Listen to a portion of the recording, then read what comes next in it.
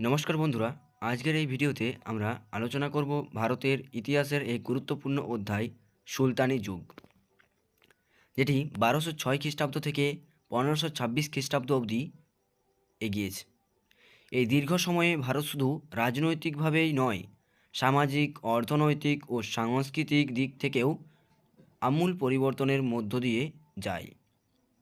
এই ভিডিওতে আমরা জানব সুলতানি যুগে নগরায়ন কেমন ছিল, বাণিজ্য ও অর্থনৈতিক ব্যবস্থা কেমন বা কীভাবে গড়ে উঠেছিল।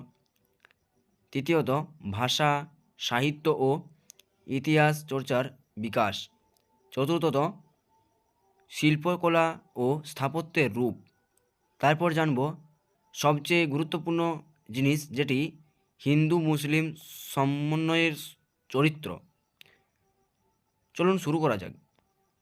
সুলতানি যুগে নগরায়ন। তাহলে সুলতানি যুগে নগরায়ন ছিল এক নতুন ঐতিহাসিক বাস্তবতা। দিল্লি সুলতানদের শাসনকালে দিল্লি, দৌলতাবাদ, লাহোর, মুলতান, আগ্রা এই শহরগুলো ধীরে ধীরে বড় নগরে পরিণত হয়। কেন নগরায়ন বেড়েছিল? প্রথমত, প্রশাসনের কেন্দ্রীকরণ। না, সুলতানরা রাজধানী ও প্রাদেশিক শহরকে শাসনের কেন্দ্র হিসেবে গড়ে তুলেছিলেন। দ্বিতীয়ত, সেনাবাহিনী ও কর্মচারীদের বসবাস। তাহলে রাজধানীর আশেপাশে সেনা ছাউনি, বাজার, আবাস গড়ে উঠেছে।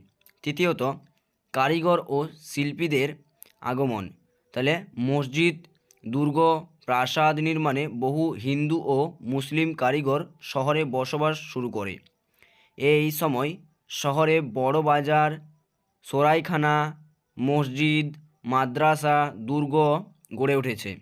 ফলে শহরে উঠে রাজনৈতিক ও অর্থনৈতিক জীবনের কেন্দ্র।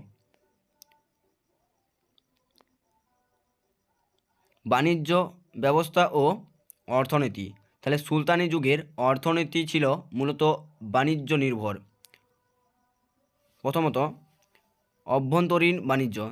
তাহলে অভ্যন্তরীণ বাণিজ্যে কি বলছে না, ভারতের বিভিন্ন অঞ্চলের মধ্যে পণ্য আদান প্রদান হতো। খাদ্যশস্য, বস্ত্র, লবণ, ধাতব দ্রব্য।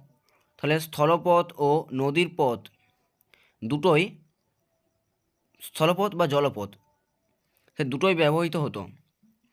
এরপর বৈদিক বাণিজ্য।